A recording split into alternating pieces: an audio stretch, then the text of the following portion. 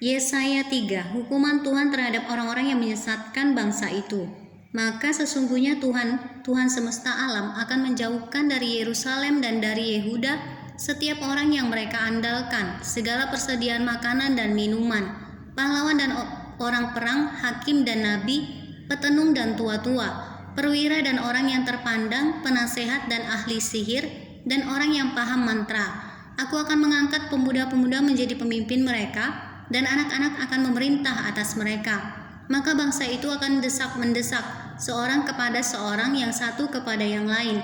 Orang muda akan membentak-bentak terhadap orang tua, orang hina terhadap orang mulia. Sehingga apabila seorang memegang saudaranya di rumah ayahnya dan berkata, "Engkau masih mempunyai jubah, jadilah pemimpin kami, dan reruntuhan ini di bawah kuasamu." Maka pada waktu itu saudaranya akan menjawab, "Aku tidak mau menjadi tabib, di rumahku tidak ada roti dan tidak ada jubah. Janganlah angkat aku menjadi pemimpin bangsa. Sungguh Yerusalem telah runtuh dan Yehuda telah rubuh, sebab perkataan mereka dan perbuatan mereka melawan Tuhan, dan mereka menantang kemuliaan hadirat-Nya.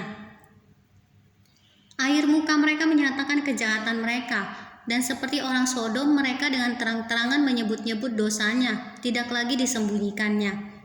Celakalah orang-orang itu, sebab mereka mendatangkan malapetaka kepada dirinya sendiri. Katakanlah, berbahagia orang benar, sebab mereka akan memakan hasil pekerjaannya. Celakalah orang fasik, malapetaka akan menimpanya, sebab mereka akan diperlakukan menurut perbuatannya sendiri. Adapun umatku, penguasa mereka ialah anak-anak dan perempuan-perempuan memerintah atasnya.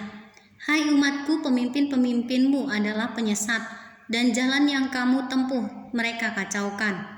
Tuhan mengambil tempat untuk menuntut dan berdiri untuk mengadili bangsa-bangsa. Tuhan bertindak sebagai hakim atas tua-tua dan pemimpin-pemimpin umatnya. Kamulah yang memusnahkan kebun anggur itu, barang rampasan dari orang yang tertindas tertumpuk di dalam rumahmu. Mengapa kamu menyiksa umatku dan menganiaya orang-orang yang tertindas? Demikianlah firman Tuhan Allah semesta alam. Hukuman Tuhan terhadap wanita-wanita Sion yang sombong.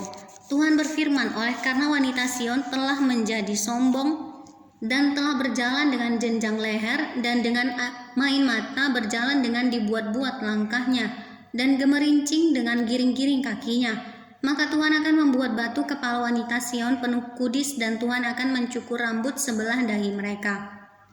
Pada waktu itu Tuhan akan menjauhkan segala perhiasan mereka, gelang-gelang kaki, jamang-jamang dan bulan-bulanan, perhiasan-perhiasan telinga, ponto-ponto dan kerudung-kerudung, perhiasan-perhiasan kepala, gelang-gelang rantai kaki, tali-tali pinggang, tempat-tempat wewangian dan jimat-jimat, cincin meterai dan anting-anting hidung, pakaian-pakaian pesta, jubah-jubah, selendang-selendang dan pundi-pundi, cermin-cermin, baju-baju dalam dari kain lenan, ikat-ikat kepala dan baju-baju luar.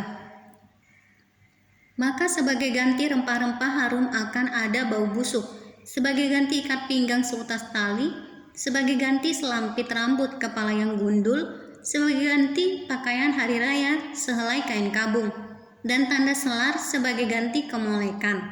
Orang-orangmu akan tewas oleh pedang dan pahlawanmu oleh perang. Pintu-pintu gerbang Sion akan mengaduh dan berkabung, dan kota itu akan seperti perempuan bulus yang duduk di bumi.